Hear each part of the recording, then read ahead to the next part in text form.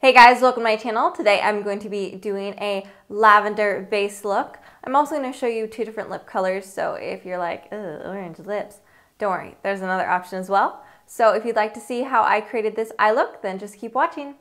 So we're starting out with no shadow on, but I have already put on a primer. I'm using the NARS Smudge Proof because that is my favorite. We're going to start out, as always, with the base shadow. I am using MAC's Blanc type. So since we're going to be putting some foiled shadows on the lid, I'm not going to be too worried on getting my base shadow there, and I'm just going to go from the crease up to my brow. Next, I am taking Makeup Geek Unexpected. It is a mauve muted purple. I'm taking this on a Hakuhodo J5522, and I've just applied the pigment to the very tip of the brush. We're going to start putting it right into the crease. Make sure that you're holding your brush pretty far out like this, so that you're not going to be holding on too tight. And we're just going to go ahead and start blending that. Now that there's less product on our brush, we'll blend that up to really blow the color out. You also will probably want to angle it just a touch while you blend. So now that we've got that color blown out, I'm going to go in with a little more of that Unexpected. And I'm going in on a smaller brush like this. This is a Sigma E25, and I'm just going to concentrate a little bit in the crease. So now we're going to be adding our lavender color. This is the Makeup Geek Foiled Shadow in Daydreamer. I find that the Makeup Geek shadows, as well as like ColourPop and any of these kind of weird, like, they're not really cream, but they're not really a powder, more like these cream to powder style shadows. I think they apply best with a finger.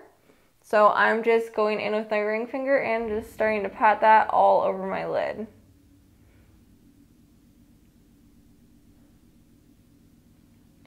You can build this up as much as you want. I'm going for about medium coverage, so it's not going to be too foiled, since I do still want this to be a pretty wearable look, at least for the first kind of version of it.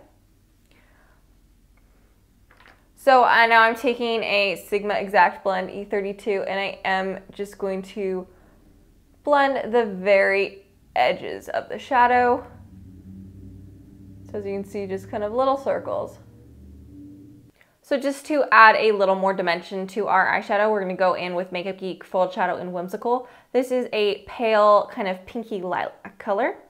Going in also with my finger, and we're literally just going to tap right in the center of the lid. So you can see that's kind of bringing this section of our eye forward a little bit, so it just makes it a little more interesting.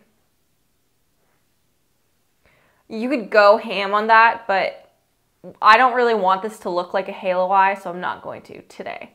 So now I'm going to be taking a pencil brush so I can do some detail work, and I'm taking Makeup Geek's Twilight.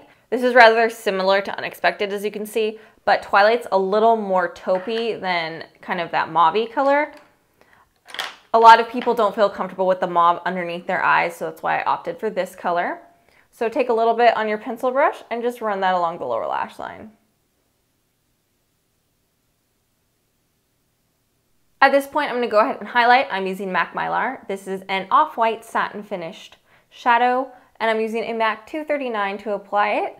I'm just going to go right along my brow bone, and I'm also going to pop it kind of generously in the inner corner. My eyes are deep set, so I do really like to brighten the inner corner. So I don't want to do liner for this look, but I am going to take a black shadow. I'm just using Matte Carbon, and I'm just going to press this right along my lash line. I'm just using a small angled by Sigma, but any type of angled liner will do. You can skip this step. It's totally optional. You could add wing liner, whatever you want to do.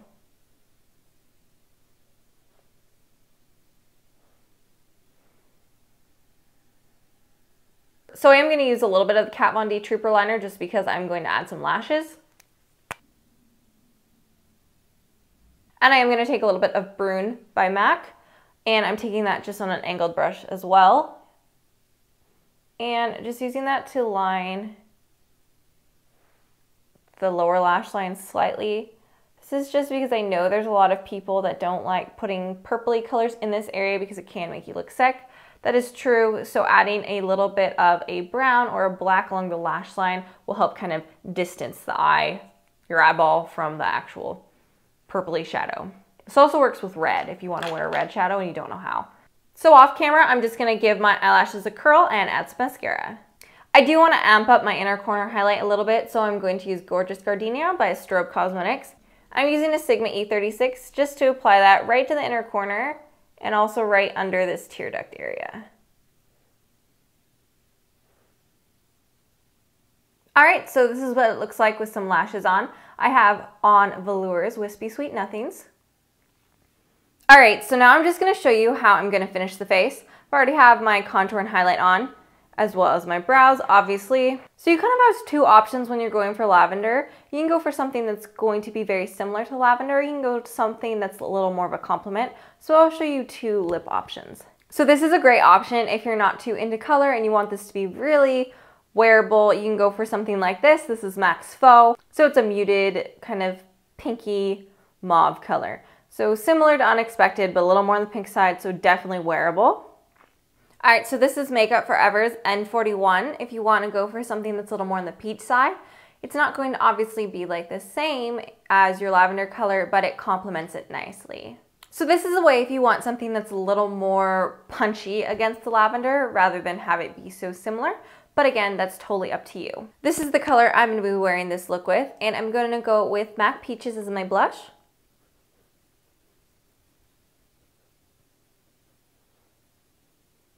Well, I hope you enjoyed this tutorial. It's definitely a pretty easy, wearable look, and depending on the lip color, you can definitely play it up, make it a little more fun and colorful, or you can make it something that's pretty appropriate for most situations. Please give this video a thumbs up if you liked it. That would be great, and it really helps me out.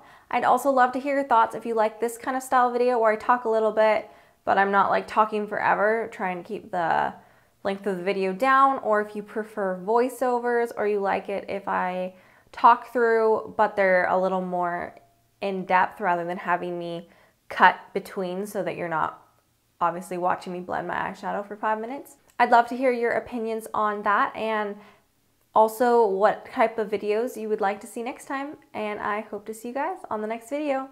See you later.